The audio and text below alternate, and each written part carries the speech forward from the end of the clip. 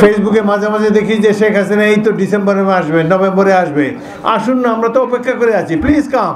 ভাগ্য অনেক ভালো, আপনাদেরকে সেফ প্যাসেজ দেওয়া হয়েছে, পিতার ভাগ্য বরণ করতে হয় নাই। পিয়ারের দাবি মানি একটা দুর্বল সরকারের দাবি। আমাদের আন্দোলন কিন্তু শেষ হয় নাই।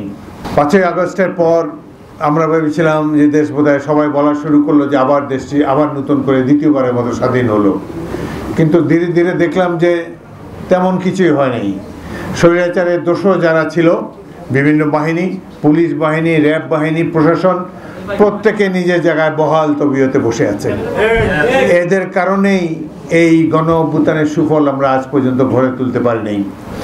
নির্বাচনকে বিলম্বিত করার জন্যে, বিঘ্নিত করার জন্যে কিংবা না করার জন্যে প্রতিবেশী রাষ্ট্র থেকে অনেক পরিকল্পনা দেওয়া হয়েছে। এই দেশেও দু একটি রাজনৈতিক দল সেই পরিকল্পনা বাস্তবায়ন করার জন্য চেষ্টা করে যাচ্ছে। আওয়ামী লীগ যেহেতু কলকাতায় অফিস নিয়েছে, তারা কলকাতা কেন, ভারতে যতগুলো প্রদেশ আছে সবখানেই তারা অফিস নিয়ে নিক এবং ওখানে নিবন্ধিত হয়ে যাক, ওইখানেই আন্দোলন করে তারা তাদের দীর্ঘদিনে বাংলাদেশে যা কিছু করতে পারে না সেটা ওখানে বসে তারা সার্থক করুক। বাংলাদেশের জনগণ তাদেরকে স্থান দেবে না। ফেসবুকে মাঝে মাঝে দেখি যে শেখ হাসিনা এই তো ডিসেম্বরে আসবে, নভেম্বরে আসবে, আসুন না, আমরা তো অপেক্ষা করে আছি, প্লিজ কাম। আসুন, তাড়াতাড়ি আসুন। বাংলাদেশের জনগণ অধীর আগ্রহে অপেক্ষা করে আছে। কত ধানে কত চাল এখনো বুঝতে পারেন নাই। ভাগ্য অনেক ভালো, আপনাদেরকে সেফ প্যাসেজ দেওয়া হয়েছে, পিতার ভাগ্য বরণ করতে হয় নাই।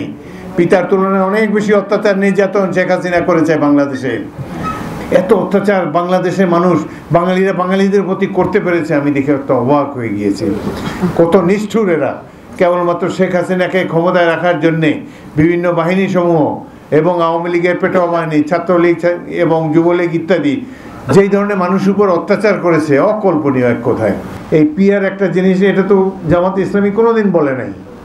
হঠাৎ করে নির্বাচন ঘোষণা করার পর তখন তারা প্রথম দিকে বলেছে যে উচ্চ কক্ষে চায়, তারপর বলেছে উভয় কক্ষেই তারা পিয়ার চায়। এটি বোঝাই যাচ্ছে নির্বাচনকে পেছাবার জন্যে, এবং নির্বাচন যদি হয়েও যায় একটা দুর্বল সরকার যেন বাংলাদেশের মানুষের সামনে উপস্থাপিত হয়, সেই জন্যই তারা পিয়ারের এই দাবি করছেন। পিয়ারের দাবি মানি একটা দুর্বল সরকারের দাবি। যাদের জনগণের প্রতিনিধি হওয়ার যোগ্যতা নাই, এইসব লোককে জাতীয় সংসদে ঢোকাবার জন্যে এই ধরনের অবাস্তব পরিকল্পনা দেওয়া হচ্ছে। আমাদের প্রতিবেশী রাষ্ট্র আমাদের ভালো চায় না, এই কথা একটা শিশু এখন বুঝে বাংলাদেশে। তারা বসে আগামী এই নির্বাচন পর্যন্ত যতগুলো দিন যাবে, প্রত্যেকটা দিন তারা নাশকতামূলক কর্মকাণ্ড পরিচালনা করবে। ইতিমধ্যে বিমানবন্দরে আগুন, অন্যান্য এলাকাতে যে আগুন দিয়েছে, অনেকে সন্দেহ করে যে তাদের হাত এখানে থাকতে পারে।